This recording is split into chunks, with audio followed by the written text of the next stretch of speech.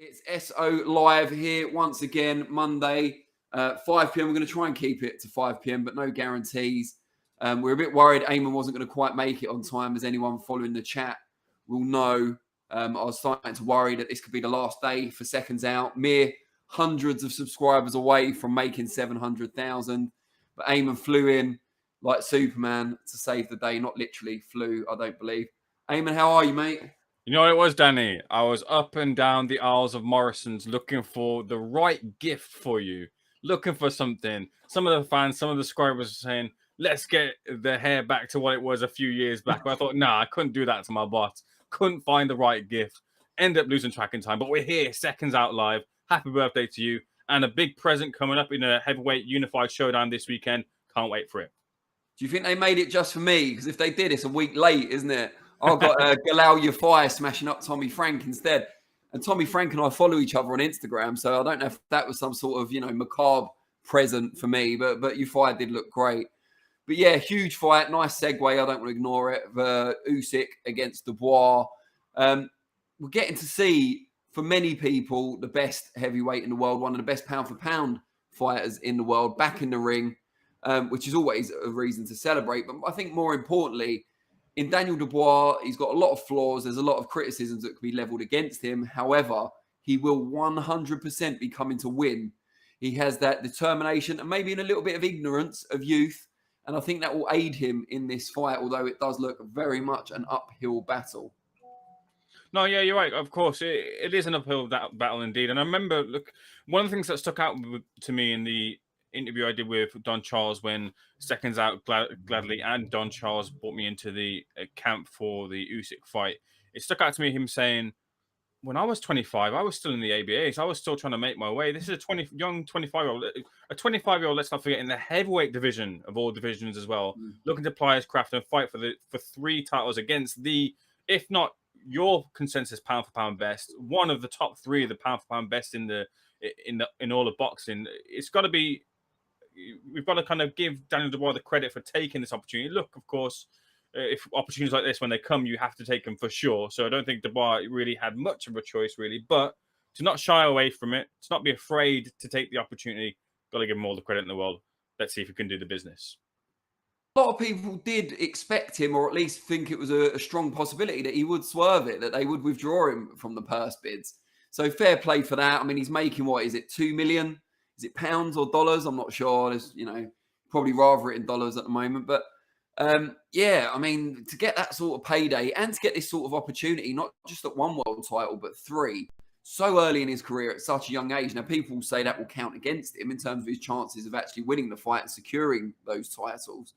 However, the fact that he's done that so early in his career, the only way is up, really. No one really expects him to win beyond his camp and his biggest supporters. He's going to make good money. He's going to get better exposure, and he'll still be up there in the heavyweight ranks and ready to challenge again if he does lose. So, yeah, absolutely nothing, no way down for him after this fight.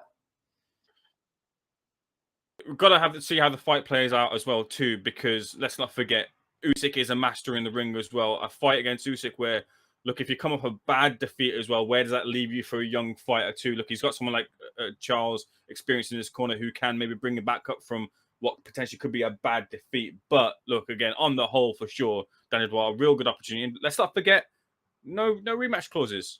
Straight mandatory title fight, no rematch clauses. Really can do the business and then not tie up with Queensbury all of the titles for undisputed against Tyson Fury. Could you imagine that come Sunday evening? I could imagine it. I'm not sure how realistic that. I'm often having unrealistic fantasies, so this could just add to the list. Daniel Dubois is not usually in them, I should clarify. Not yet. Maybe after Saturday night. Maybe that'll get him into my good books. I had the chance to speak to Dubois last week at the media workout. That video went live on Seconds Out around about an hour ago. But you, Ayman, were invited out. I don't know why I wasn't. Persona non grata, Latin, but we're going to talk Spanish, I think. You went out to Granada in the Spanish mountains. Excellent world-class facilities that they were training at. You got to stay there with Frank Trevitt, our videographer, while Don Charles and some of the other team worked with Daniel Dubois in advance of this fight. We're going to play some footage of that you guys took while you were over there. But if you could kind of tell us your experiences, what you made of the facilities, and how Dubois is looking in the build-up to what is the biggest fight of his life. Yeah, first of all, absolutely beautiful place, Granada. If you've ever been just in terms of generally going on holiday, definitely make your way to Granada. An absolutely beautiful city in Spain, lovely culture, lovely history to it. Alhambra is one of the places you want to go to. Now, in terms of a boxing sense, they were at an undisclosed location. I think Don Charles wants to keep that secret, but the facilities were absolutely incredible, top-notch facilities in which a lot of teams, I believe, football teams go there. In fact, Sergio Ramos was there. I believe he's over with Saudi Arabia now, but he's training there. So you have these elite athletes, the likes of Sergio Ramos, who trust this facility in Granada to train them, to have the equipment there to bring them up to speed. You can tell that Daniel Dubois and Don Charles have spared no expenses in terms of getting themselves ready for this heavyweight unified title clash. We saw what was one smaller ring, one big Olympic-sized ring. They're very much ready for all facets of what could be brought to them on Saturday night in terms of how the actual ring how big the ring could be for them if they have to change their tactics depending on that size.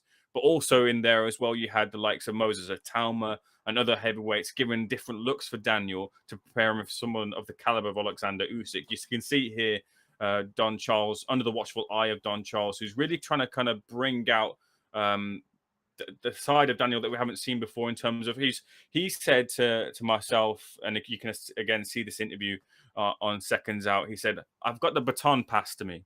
I've got the baton passed to me from the Bowers team, bit of time with Tibbs, an extensive time with Shane McGuigan, where we really got to see a real good look at Daniel and what he can do.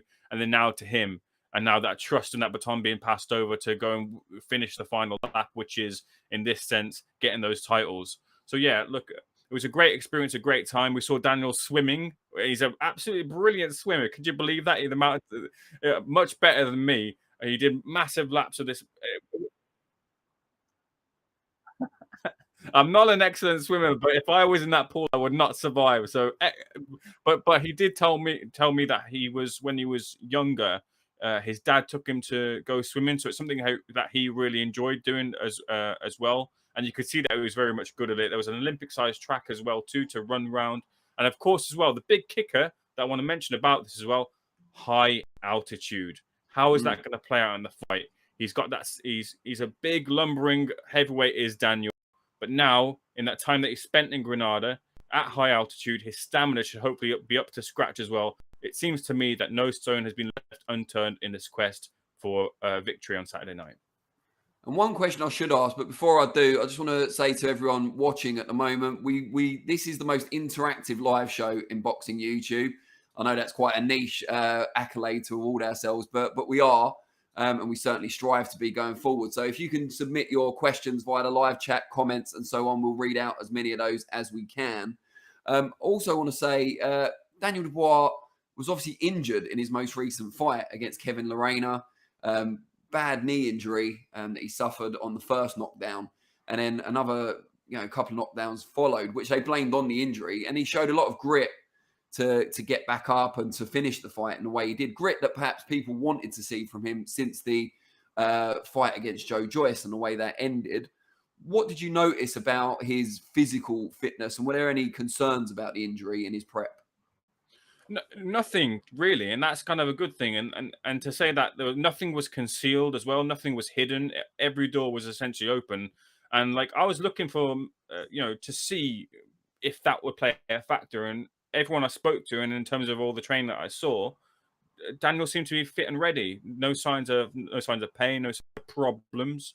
He seemed to be taking the sparring at full tilt. No stopping because of any potential injury to that knee. So it seems like they've been very much given a green light, and that won't be a problem in the fight. Now, it might materialize. Innocuous things do happen, and injuries such as that for big men like Daniel Dubois could reoccur or could happen again. But I spoke to each member of the team and I said to them, is there an injury there or something lingering there? And they said, no, look, we wouldn't be heading into this fight if there was one. And if there was one, we know how to manage it as well too. So I think for me, we can cast those injury doubts to a side heading into next week or this week. A big shout out to Matty Howard. He's been on the chat since before we went live. I thought he was going to have to co-host the show at one point. Sorry, Matty. Maybe next week. But he says that Caroline Dubois has got a better chance against Usyk than Daniel. Just a little shout to Caroline. She's got her IBO title shot not too long after he challenges Usyk. So that'll be an interesting one. SW Boxing says Sergio Ramos asking Ames for a selfie, I heard. That's Steve Wellings. And yeah. no, he was asking me if I had your number, Steve. Ah, right. Good old Steve Wellings. Steve Wellings is a legend for people that don't know him. I once stayed at his farmhouse, got to know the goat. That's not Steve Wellings' nickname. That's an actual live goat. Well, I don't know if it's still alive now. Steve is the goat. Steve is the goat, but there is also another goat. Let's not get them twisted. Upgrade Lemonade, great handle, says Daniel's plan is to cut the ring down and bully Usyk. As long as he sticks to it and listens to the corner, he's got a decent shot here. That's the spirit, Upgrade Lemonade. We need some more positivity. Matty Howard says, why did Daniel Dubois, I'm assuming that's not a Freudian slip, says leave McGuigan, he is a good trainer. It was a dubious decision, I would say, not to join Don, who's great, but to leave McGuigan in the first place. So I'll talk about that in a minute. Thunder Road, who was giving us some pelters for our lack of viewers a minute ago, now says, could have had to do with the individual prep he would receive ahead of this fight. Don Charles has a smaller stable, so easier to move camp to Spain compared to McGuigan. Now, I'm not going to drop any exclusives or break any confidences here, but what I can say is that Dubois' decision to leave the Shane McGuigan gym is absolutely nothing to do with the quality of training, the location, or any stablemates, how busy the gym is. It's a real, without giving it away, it's a personal issue not involving Shane McGuigan directly. And that's pretty much all I can say about it. But it certainly wasn't a comment on Shane McGuigan's abilities or anything to do with the gym. And in fact, Shane recommended Don Charles once it became clear that Daniel had to leave the gym through no fault of Shane's. He recommended Don Charles as the best person to go to because of the relationship they have and the trust that Shane has in Daniel. And Matty Howard, I'm not going to read out your comment, but that is connected. And that's all I will say about that. Les Fuller says, Dynamite 9-1 by KO got to be worth a punt. And I think that's a fair point because if he's going to win Daniel Dubois, and I said this to him in the interview that's live now on the channel, that's another plug, the only way he's going to do it really is by a knockout. And thankfully, he didn't punch me in the face for making such a suggestion. Instead, he agreed. And said, yeah, he's not going to outbox Usyk. He's got to bully him. He's got to break him down. Easier said than done, of course. But going back to the trainer issue, having someone like Don Charles in there who spent a lot of his career dealing with heavyweights, a lot of his career with a particular heavyweight in Derek Chisora, who has that come forward, aggressive, bob and weave, cutting the ring down style. Are these advantages perhaps to the move from Shane McGuigan to Don Charles? I don't think particularly that we're going to see a replicated version of Derek Chisora's performance against Usyk this weekend from Daniel Dubois. Two different fighters, two different styles.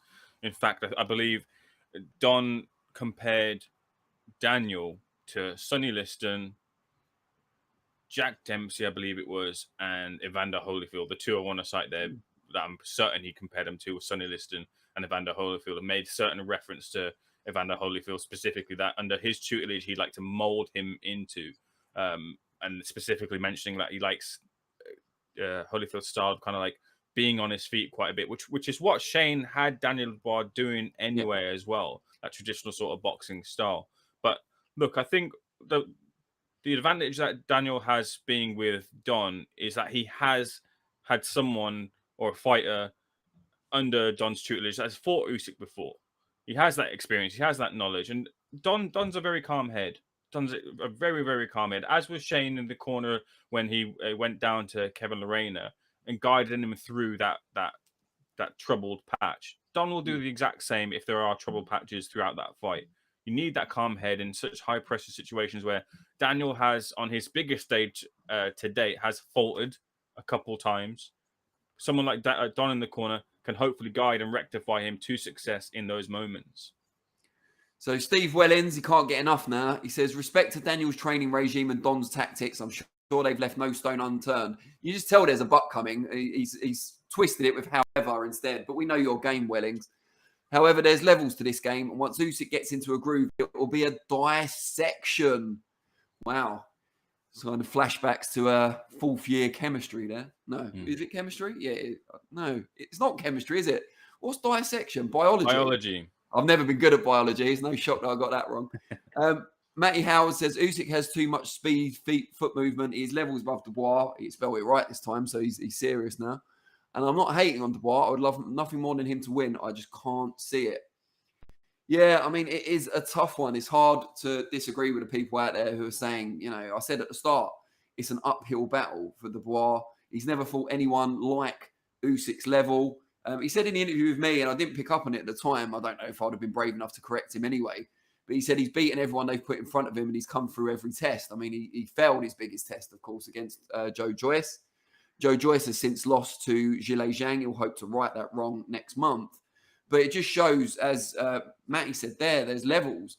And Dubois has shown perhaps, at least the Dubois that lost to Joyce, is a couple of levels below Usyk. Now, has he improved enough in the time in between under McGuigan and Don Charles in the fights he's had since?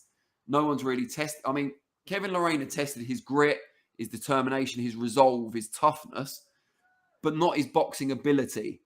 And that's going to be incredibly important against Usyk because we saw Anthony Joshua, he's big, he's strong, he hits hard, he's a good boxer as well, very good amateur, Olympic gold medalist, world silver medalist, and he couldn't get to grips with Usyk, cut the ring off effectively enough and pull him into his type of fight. So if he couldn't do it, and Joshua was on decent form before the first Usyk fight, what gives Dubois a better chance? Maybe he's a bigger puncher than Joshua. Sure, I can accept that argument, but you've got to land those punches for that to be an advantage, for that to have an effect. And it's hard to see him landing more than one big shot in a row against Usyk before he either gets countered or Usyk's, fleet footwork gets him out of there. So, I don't want to be pessimistic about Dubois' chances because I've got a lot of time for him and especially for Don Charles. But I don't think he'll lose this fight because of Don. I think he's got a better chance, if anything, because of Don. But it just, to me, it seems like a bridge too far. Yeah, I mean, it potentially could be a bridge too far, but let me jump in. Let me jump in on to defend Daniel Dubois in this situation. Play devil's advocate for sure. Neutral, of course, in this fight. I have no dog in the race. But look, for me, I believe Daniel Dubois at this point in his career compared to where AJ was when he fought Oleksandr Usyk, I believe Daniel to know who he is right now as a fighter and what his capabilities are, not trying to change anything in the ring. He's looking to do the job and knock out Oleksandr Usyk. He's not looking to box him. That's not going to happen from Daniel, I believe. And I think with Daniel, I think Daniel has the confidence that when he has an opponent in a position, let's say have him in the corner, he'll unload, whether that's to his detriment or not. He'll throw. And for me, I feel like Daniel Dubois throws combinations quite well. He has a good choice of shot selection. He's not by any means just a headhunter. He throws to the body very well, and the body's going to be key if he's looking to slow down Oleksandr Usyk's fleet throughout the 12 rounds. And also, let's not forget a small matter of a massive gash that appeared in the first fight against Anthony Joshua. I for me would pick Daniel Dubois to maybe be able to land as many or maybe even more punches than Anthony Joshua did. Could that cut reopen again? Could that be a problem? Potential avenues for success for Daniel Dubois, sure, limited. Puncher's chance, maybe. I give him a little bit more than a puncher's chance. Still limited, but not out of the race at all. I apologise for laughing there, but Ayman did just say massive gash. I'm sorry. I'm still in between at heart, even though I recently turned 42. John Wick says, love you, Danny Flex. Love you too, mate, especially your movies. Steve Wellick, no, I'm not reading another one yet, Wellings. You can have a little rest first. You're hogging the comments section, mate. Come on. Les Fuller, who's got a name like a football manager, which I love, says, AJ's scared of letting his hands go. Dubois won't be. Yeah, that's true. He won't be, but that doesn't mean he's going to land those hands. But getting onto I think we're both kind of favouring Usyk to come through here. But I think the key, and Ayman alluded to, if Dubois scores the upset, whether Queensbury would match him with Tyson Fury. So the shadow of Tyson Fury hangs over this fight. There hasn't been enough publicity about this fight, I don't think, despite our best efforts. And a lot of publicity, mostly negative, but still, about Tyson Fury fighting the MMA fighter in Francis Ngannou. Will the winner of this fight Fury next? Because Usyk's got all those mandatories kind of hanging over him. This is one of them, of course, but the IBF is straight after. I don't think many people want to see the Hrgovic fight after Phillips' last 2 performances. But regardless, he's got that opportunity booked in. Will we see Fury fight Usyk next or ever? Or Dubois if Dubois wins? Do they want Dubois to win in the Fury camp? Yeah, absolutely. I want to hear you guys in the comments right now. Let me know where your confidence stands in this fight, because when I've been asking people in the boxing sphere as to whether they stand confident as to if this fight happens in the future, whoever wins, look, let's sum it up now. If Daniel Dubois does pull off and upset the odds, then Queensberry have all the titles. There's no rematch clause. That fight's happening. I'm pretty sure that fight's happening. After they may even find a way to circumvent the Ngannou fight, and they do that fight first. Most likely they do Ngannou for sure first, but that fight is definitely happening. Whether it's Usyk, that's where the problem becomes. And I can't sit here confident and say that I believe the fight would happen, because I feel like the fight should have happened. We should be getting that fight right now. Why aren't we? So yeah, for whatever reason it is, the back and forth that we had from each promoter saying that they put offers forward and yada yada yada, and the water gets murky as to who really lays who the blame lays at either promoter's feet. The issue for me is the fight's not on at all. So there's a shared proportion of blame, whichever ways you want to cut it. But no, I don't stand confident right now, or sit confident as I am right now, that the fight does happen between the two. I reckon that if Usyk will go on to his mandatory, which is Hrgovic, and Fury, I don't know, maybe he fights the winner of Joy Shang. Yeah. Assad R says, I turned 42 on Saturday. All right, mate, it's not a competition. If we're twins, like the movie, then I'm Bagsy in the Arnold Schwarzenegger role. Sorry, the veto, even though my name's Danny. The boxing guru, though, he's redressed the balance a bit here. He says, Flexen looks like Father Ted. You will. Yeah, thanks for that, boxing guru. I'm going to take that as a compliment. He's a legend in British comedy. Or as Eddie Hearn says, a legend. Amateur. Sorry, that's too many impressions for 2 minutes there. Yeah, I mean, I'd love to see Fury Usyk, and I actually think Fury beats Usyk, but, you know, maybe things aren't enough in his favour. Maybe he's not confident enough that he wins it, that he wants to risk it. Maybe he just prefers doing other things with his time, you know, more money for less exertion. You know, he's got the Netflix series that is getting rave reviews. He's got Ngannou, which I don't think anyone expects him to, you know, lose that one. So, you know, maybe he's in love with the I don't know, like the risk reward ratio, which isn't easy for me to say. And the wrestling. Let's not forget the wrestling as well. Yeah, well, I can't wait to quiz Logan Paul tomorrow about the wrestling, but we'll talk about that press conference a bit later on. But yeah, he has got the wrestling as well. That's an option. Does he really want that fight? I think he'd take the Dubois fight in seconds, because it's much easier to make. He can command a bigger percentage of the purse, albeit probably a smaller purse total. It'll probably be in the UK as well, which would be good for us. But then if Dubois looks especially impressive against Usyk and does pull off the upset, maybe Fury's view on that will change. You know, we'll have to wait and see. But yeah, it's a fight I'd very much like to see. Thunder Road says one of the Danny. I'll be the Danny. One of Danny's favourite boxers is Liam Smith. They are part of the premature grey committee. Yeah, I mean, I think we probably went grey about the same time. I just dyed my hair for a long time, whereas Liam didn't. Liam was proud to be grey early on. He led the way for people like me. So yeah, I'm now brave enough to be who I really am. You're both boxers as well, aren't you? Because you've been down the gym too. Yeah, I mean, I'm not offering Liam Smith out for a sparring session anytime soon, let's be honest. I'm actually going sparring tomorrow for the first time in nearly 2 weeks. Yeah. So I pretty much took my birthday week off like a diva. And yeah, I think there's a good chance I'll take a bit of a battering. We can't move on from this. So what level are you sparring at? Do you know this other person? What do you think? I'll just invite strangers into the gym on a daily basis. I don't know, I'll pass maybe. like people who are sleeping rough outside and say, come on, mate. I'll give you a tenner if you spar me. No, yeah, so it's my friend Tim Rickson, who's a boxing journalist as well. We used to live opposite each other in Snodland. I moved recently to Rochester, which is a much nicer area. No disrespect, well, a bit of disrespect, I suppose, to Snodland. But yeah, we've been training together in the boxing gym and sparring for, I don't know, probably about 3 years now. But he has had an amateur fight. He's been boxing for a lot longer than me. I didn't start until I was about 26, even just messing around with it.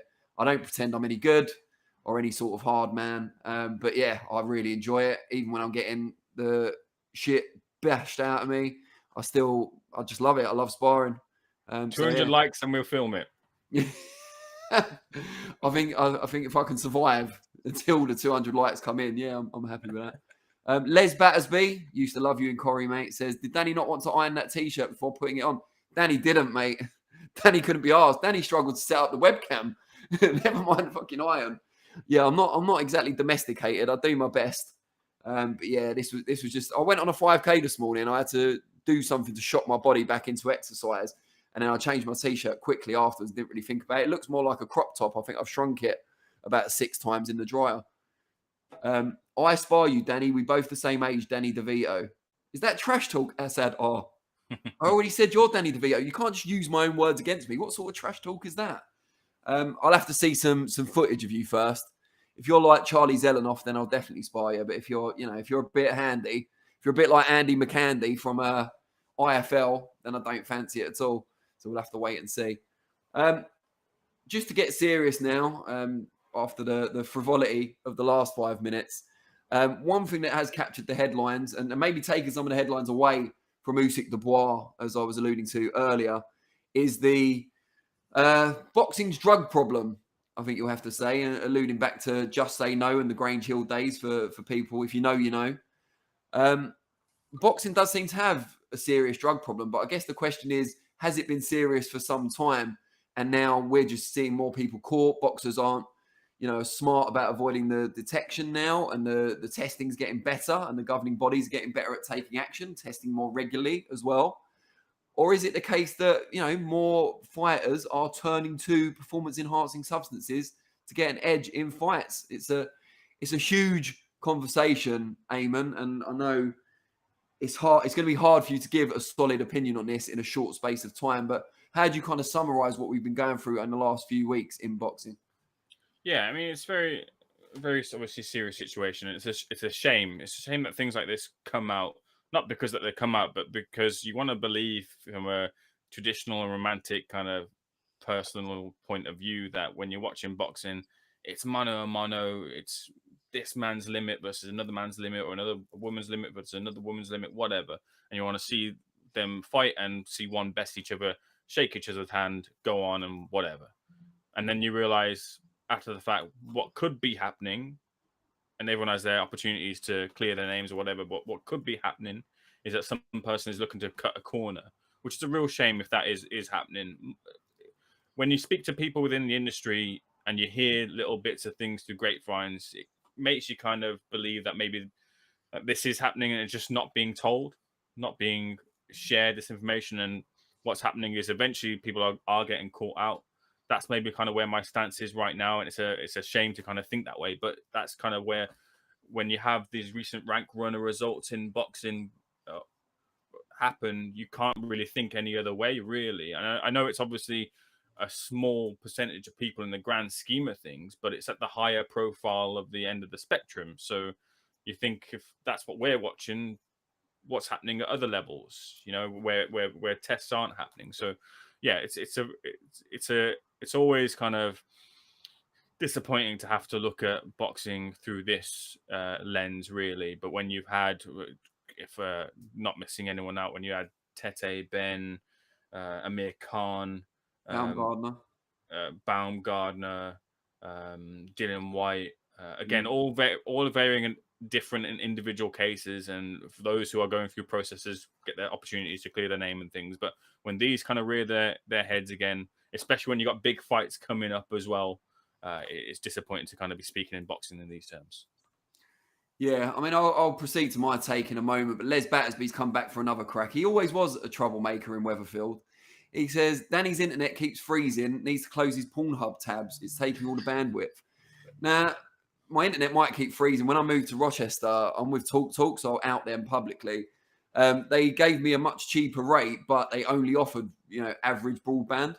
So I need to get it sorted, basically. But yeah, as for the Pornhub tabs, the only one I've got open now is Big Sissy punishing someone, which again is a bit of an insider joke. If you know, you know. And in a completely unrelated note, big shout out to Gareth A. Davis. The boxing guru said, Ayman should do this show by himself. That's not very nice. Boot Flexen, he contributes nothing and makes a mockery of the SecondsOut brand. Jesus, boxing guru. Is that my mum in disguise? That is not nice. All right, so on the drug taking issue, I think one of the biggest problems is that boxing is a sport that's continually trying to attract casual fans, sponsors, more mainstream publicity. This isn't the sort of mainstream publicity it's looking for. Not only that, the people that we're trying to, attract to help grow the sport, they're not going to know all the ins and outs of all these, like you alluded to there, Ayman, that there's different nuances with each case, and that's true. But the casual fans who read about this in the newspapers, on the internet, and so on, places like this, they're not going to know all the ins and outs. They're not going to know, adverse findings from a failed test. They're not going to know the amount of milligrams that, can give you a performance enhancement and what can't. They're not going to know what an A sample and a B sample are, nor should they. You don't need that level of forensic knowledge to enjoy other mainstream sports. So it doesn't do well for boxing, even if all these people eventually get found out to be innocent. And the jurisdictional side as well, people saying, well, is Ben allowed to fight because the British Boxing Board of Control don't have jurisdiction over VADA tests and things like that? And if that is the case, people aren't going to accept that. They just want to know clear cut. Did he take the thing or not? Was it intentional or not? And did it give him a performance enhancement or not? And until we can sort that out, until there's an overarching governing body, until everyone's getting tested as well, then we're going to have a big problem in terms of perception as much as reality. The frustrating thing, Danny, is like, whenever it kind of comes about, it's always the bottom kind of line with it all is it's money at the end of the day. And if we're kind of being really kind of brutal about it, to be honest, there isn't enough money going through boxing because it's a niche sport. So there isn't enough money to be doled out by promoters to test for it. So there isn't enough money to do the testing. So there isn't enough money to make any real changes. That's where we're at right now. And that's the frustrating part of it too as well. Yeah, I completely agree. Les Battersby, we want Radio Raheem, not Danny. I mean, you'll have to pay his fee. What journalism experience has Danny got? Yeah, I mean, I was at Boxing News, various levels there, including publishing manager for about 10 years. I don't know if that's good enough for you, but I don't care either. Yeah, I mean, I'll try my best, mate. You can try and get Radio Raheem. I don't know. I've heard he doesn't get out of bed for less than $5,000. So, no, I'm joking, in case he is watching this. Larry Liston says, Eddie Hearn is doing a great job, and because he has stepped up the testing, he's catching more cheaters. If other promotions was doing as much testing, more cheaters would be caught in the US as well. Yeah, I mean, Eddie Hearn's not necessarily paying for the testing. It depends who's doing the testing, like which bodies. I know Eddie's working with Drug Free Sport, and he's probably taking the burden of that himself. I'm sure DAZN are probably helping out as well. So he should be applauded for that.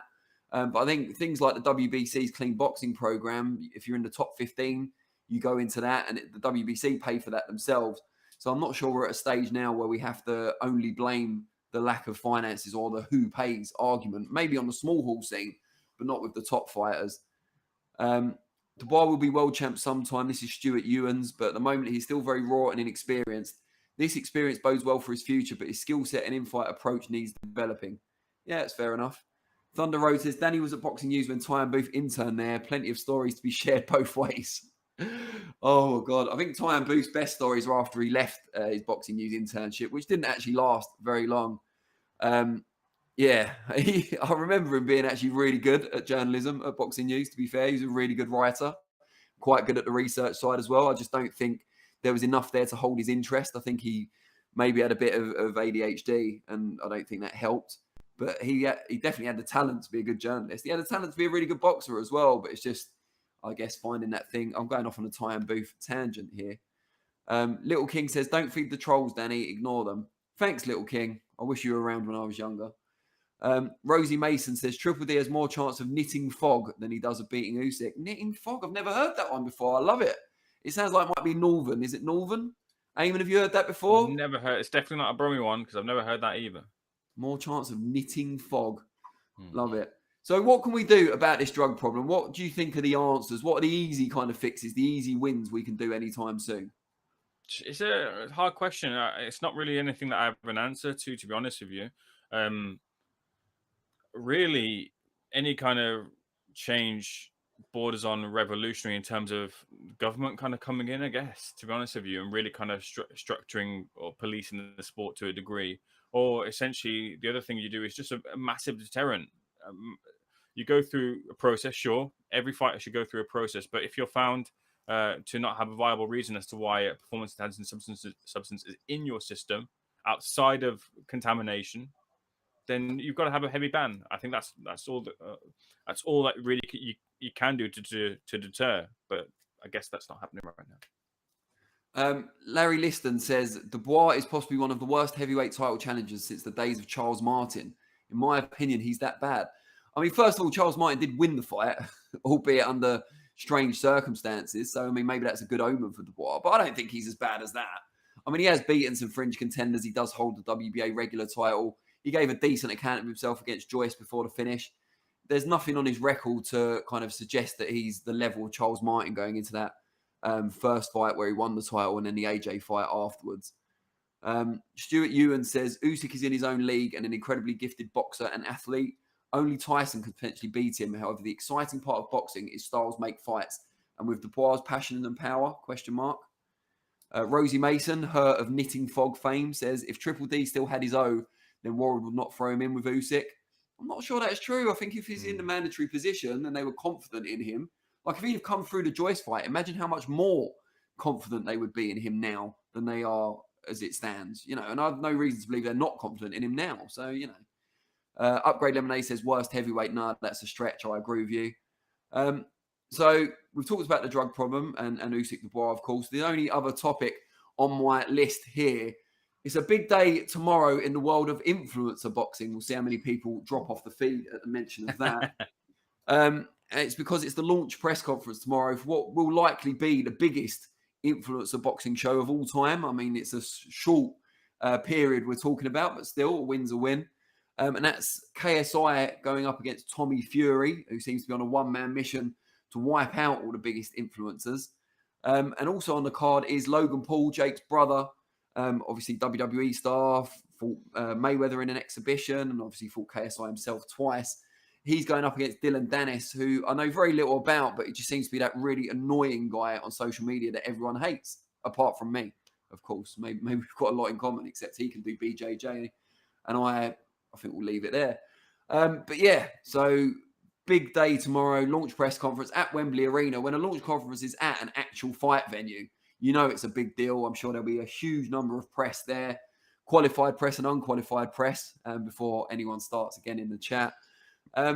Yeah, really exciting stuff. What do we make of it? Because I was looking earlier, doing a bit of research for this in advance, and I've seen KSI's all his fights. And I don't see him giving Tommy anywhere near the type of problems that Jake Paul did. But am I missing something? No, to start off, I completely agree with your assessment there. In the influencer sphere, there are two kind of leading fighters, if you want to call them fighters, or two leading competitors. Jake Paul being one of them, KSI being the other one. And Jake Paul started earlier, seems to have more in his game than KSI does. KSI brings different elements that Jake Paul doesn't have to his game, namely speed. He's likes to think that his power is stronger than Jake's, but I tend to think that Jake has shown and proven that his strength, aside from an elbow against Joe Fournier, has the power side in his game. But look, I don't know how Tommy Fury kind of got into this scene in the first place. He somehow became this beacon of being the final, or quote unquote, final boss in this influencer sphere, to say you beat Tommy Fury and then you're somehow the guy, when really they should just be fighting each other. And what's going to happen is, for that side of the sphere, KSI and Jake Paul are going to have fought Tommy Fury and both have a loss on their records before they fight each other. So I don't know how that kind of worked out, but no, I see Tommy is someone who's on his own path and is obviously raw still and looking to improve himself. If he wants to stay in the traditional sphere, he's got quite a bit to go to, get towards title contention. But in this sphere, he can definitely dominate and definitely make a lot of money on the way to. I mean, why would you want to go back to the traditional sphere when you can make a bucket load of money here and really kind of be done with boxing really without getting hurt all that much by these fighters who shouldn't really be in the ring with you. But look, yeah, I think in terms of like what we saw with Jake Paul put in a good effort against Tommy Fury. He was, in my eyes, soundly beaten, but he was able to drop Tommy Fury. And I think to a degree that shows a level of skill because he was able to time a jab on Tommy as he was coming through on him and drop him. It was a bit of a balance thing, a bit of a slip thing as well, but still, you got to give that credit there. But I think we'll see Tommy Fury deal with even better than he did against Jake Paul against KSI. Because I think as well, you've got to remember, and just to make my final point on this, when KSI fought Logan Paul originally, I think it was the second or first fight, whichever fight it was anyway. Logan Paul hit KSI. KSI dropped to the floor, and they called it a slip, and KSI was all over the shop. If Logan Paul was able to do that to KSI all those years ago, I fear what Tommy Fury can do to KSI. Yeah, Massive Coconut says, Danny, I want to see you on the KSI card. Mate, if they pay me enough, and that wouldn't be a lot, I'd be happy to do it. Maybe a tag team match. They do those, don't they? So like me and Ayman against the boxing guru and Les Battersby. I think I need to see them first, obviously, but yeah, they obviously have some sort of beef with me. So yeah, we'll take them on. Upgrade Lemonade. KSI is very amateur, even compared to Jake Paul. Yeah, I'm going to come to that in my point in a minute, actually. Danny is a poor man's Rob Tebbett or Charlie Parsons. They are proper... Oh, now I know he's trolling. Well done, Les Battersby. You got me there. I hope Leanne and Toya are doing all right, mate. Yeah, I think... I was looking at it earlier, and KSI hasn't gone beyond... I think it's like the second or third round in... something like 5 years since the second Logan Paul fight, because he's been fighting other influencers. Now, Jake Paul, people criticise him for not fighting a proper boxer. Yeah, that's fair enough. But... he has been fighting combat athletes. He has been fighting UFC fighters, and then obviously fought Tommy 2 fights ago before Nate Diaz. KSI has been fighting other influencers and people that are far less experienced in boxing than he is. So, you know, he's doing himself no favours. I don't know what he's doing in sparring. Maybe he's going up against better people, but he's doing himself no favours having competitive fights against people that aren't competitive with him. And that's a big problem, because if you've only done a maximum of 3 rounds in 5 years, and then you're going up against Tommy Fury, who's a proper boxer and has just had an 8-round fight with Jake Paul and got dropped and came back from that and knows how to pace himself for 10 rounds, because that's what apparently the fight's set for. I am concerned it could be a real mismatch in this case, because I don't rate KSI as highly as Jake Paul. As you said, you know, Jake Paul lost that fight fairly clearly to Tommy Fury. So, you know, it's a big disparity in levels, and also in terms of the amount of rounds they've been doing recently and the people they've been mixing with in the gym as well. Like Tommy Fury's been sparring decent people and has done for years. KSI, it's a big gap to bridge. And unless Tommy's going to take it easy and just think of the money and keeping himself safe, it could be a short night for KSI and a painful one. Yeah, it's a very, very weird dynamic in that sphere completely. I don't get why Jake Paul and KSI don't just fight each other. I think this is maybe just some sort of battle to see if KSI can somehow overcome Tommy Fury, then he'll command more in a negotiation between the two. Let's not forget, no one's getting mandatory order to fight anyone or anything like that. This is all just a complete free for all in terms of bargaining chips and such. So I don't really get the logic in this. But if KSI somehow pulls this off, world's even more of his oyster in this side of boxing. Yeah, that's true. Rosie Mason, she's turned against us now after giving us, what was it? Knitting, what was it? I've forgotten it already. Knitting fog, that's it. She says, we're talking about Jake Paul. My mistake. I thought this was a proper boxing channel. It is your mistake, Rosie. No, I'm joking. We are a proper boxing channel, but to be fair, Jake Paul has fought at least one proper boxer, and his fights are sanctioned by athletic commissions in the US, unlike KSI against Tommy Fury, which is not sanctioned by the British Boxing Board of Control. It's sanctioned by the PBA, who aren't as respected, I think it's fair to say, but no disrespect to them either. But yeah, KSI was saying that people are down on the fight because it's not sanctioned by the BBBFC. I don't think that's the only reason. I think people are worried it is a mismatch and there are concerns there for him specifically. But I think it'll be a massive event. I think it could bring more eyes to traditional boxing, perhaps, depending on, you know, how the undercard shakes out. But I think if I'm watching it and tomorrow going to the press conference, I think maybe as much for Logan Paul against Dylan Dennis. Apparently, there's lots of beef in their past. We've posted photos of each other's partners on social media, and one of their friends nearly got shot in a club. And I know all about the club, as people know. Never got shot, obviously, just shot my shot. And yeah, you've got that fight as well. Logan Paul doing wonders in WWE, a complete natural in that area of the entertainment industry. Maybe not so much in boxing, probably, the second of the two Paul brothers in terms of boxing quality.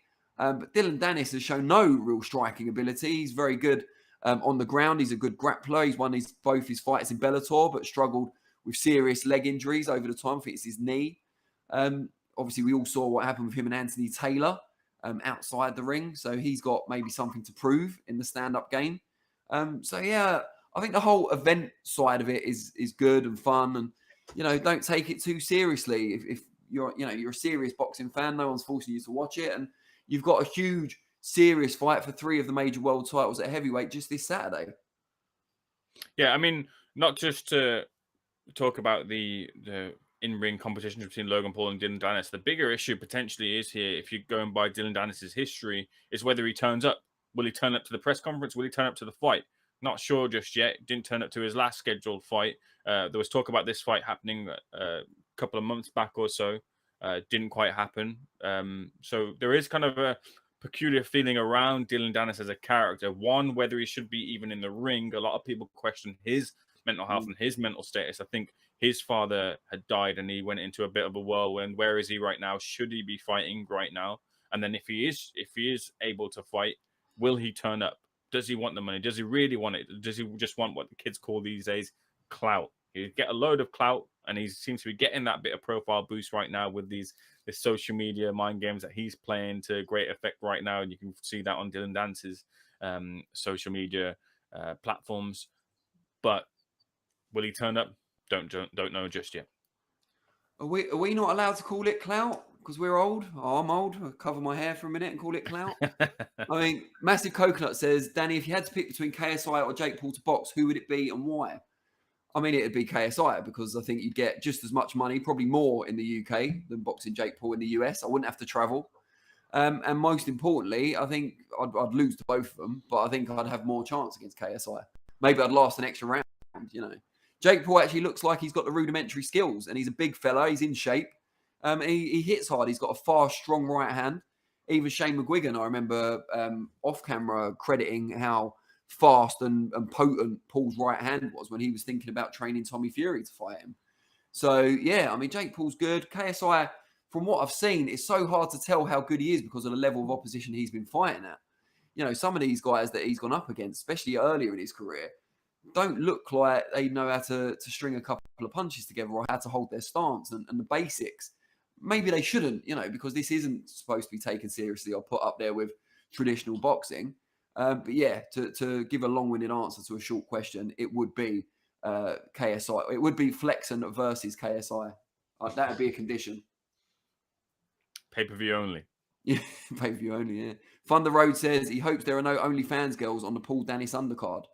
Surely that depends what they're doing, Thunder Road. If you mean boxing, then no, I hope not to. I don't think there will be. I think that's mostly on the Kingpin events where you see the OnlyFans ladies, and I don't judge anything like that. But yeah, good luck to them. But I think that's more on the Kingpin shows. I don't think we tend to see them on the Paul or KSI cards, the Misfits cards just yet, although I could be wrong.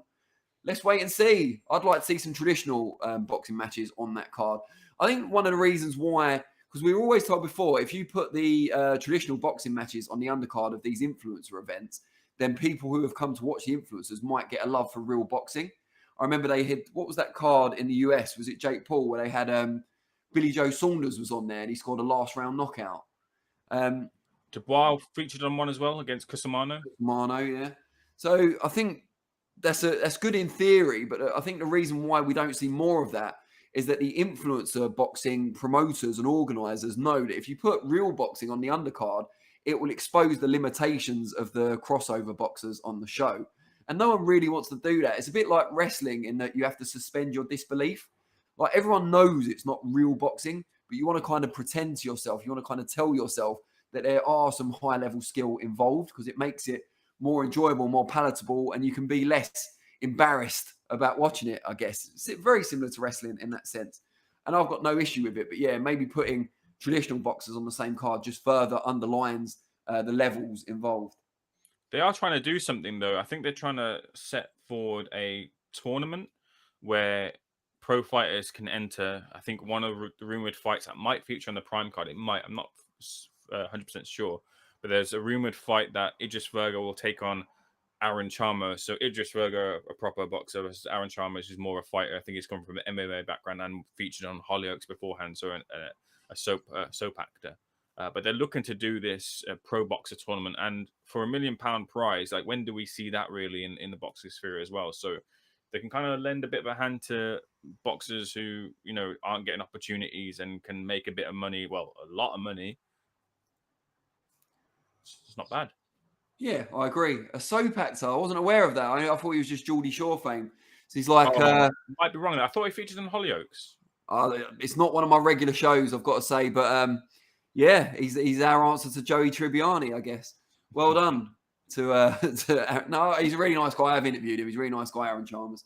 And Idris Virgo's all right as well once you get beyond the bluster and the self-promotion. He's actually a decent guy. Mm-hmm. Yash Kamani says, for everyone, it's crossover boxing, not pro boxing. And if you don't like it, don't watch. Thanks, Yash. I couldn't have said it better myself, although I pretty much did just say it. And I think, yeah, I agree with you. But it is getting big audiences. There's no doubt. I think there's a case to be made, and I haven't had this confirmed by anyone, but I think the Misfits boxing events are, at least in part, subsidising Wasserman Boxing's output as a whole. Because if you look at the ratings that they get on Channel 5, which are all right, you know, they're pretty good for terrestrial TV, they're probably not getting a massive amount of money from Channel 5. Ticket sales probably aren't huge either, given the names involved and looking at the venues when they're on. But the Misfits boxing, absolutely packed, massive viewing figures on DAZN. And you can understand why they're involved in it and why they continue to be involved in it. Not only just that, let's not forget like Catalyst Island, World Super Series of boxing promoters, bringing hardcore boxing fans and wider boxing audiences. A brilliant format. We've got to see some great fights. Oleksandr Usyk was on there as well.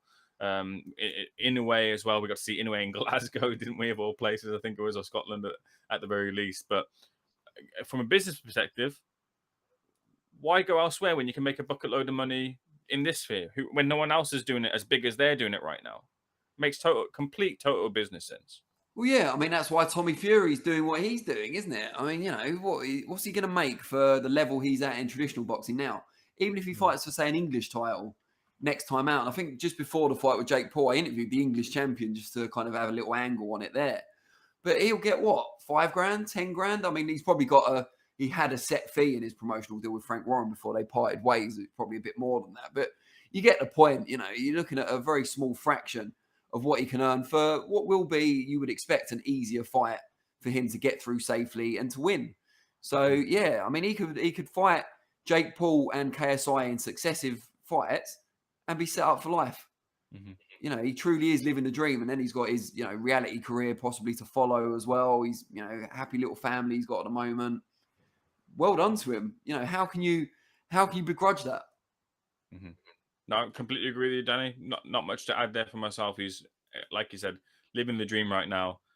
Probably not going to get a mark on him against KSI. I'd be very surprised. And yeah, picking up a big paycheck on the way too. Right. Well, I think we're closing in on the hour mark, so it's probably an apt time to wrap up. But people in the chat starting to talk about Prince Patel and girth, so I think it's probably time to move on. You did put a poll though, Ayman, or you asked for a poll to be put up. Vinny, our ace producer, put it up earlier. Do you think Fury Usyk happens? What were the results of the poll, Vinny? If you're there, if you can hear me. It's a tight one.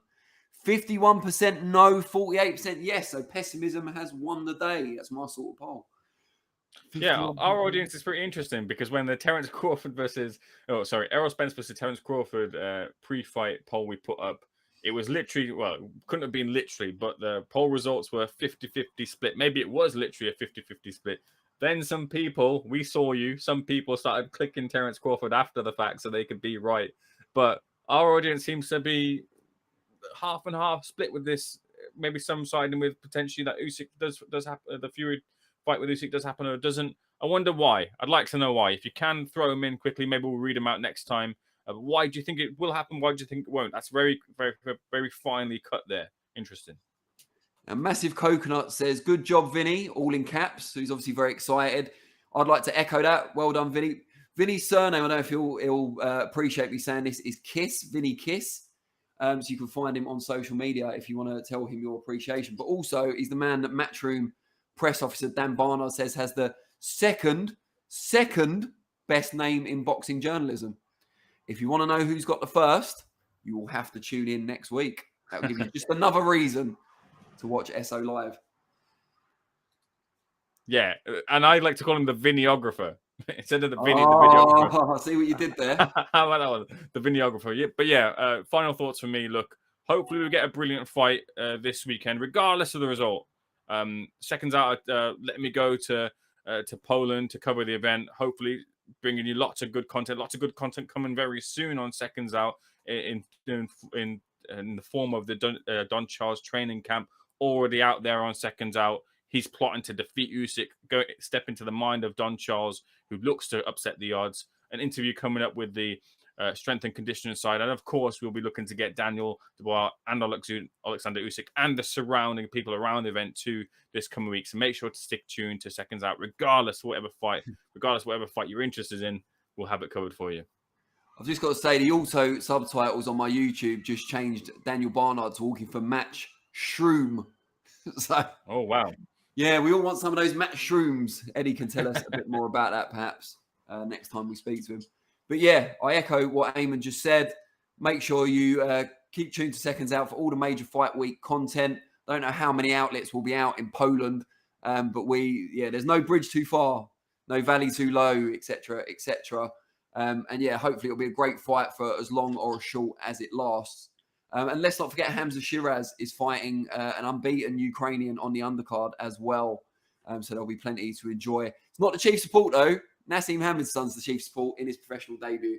Not quite sure how that happened, but let's not begrudge him just like we don't begrudge Tommy Fury. And I was a huge fan of his dad.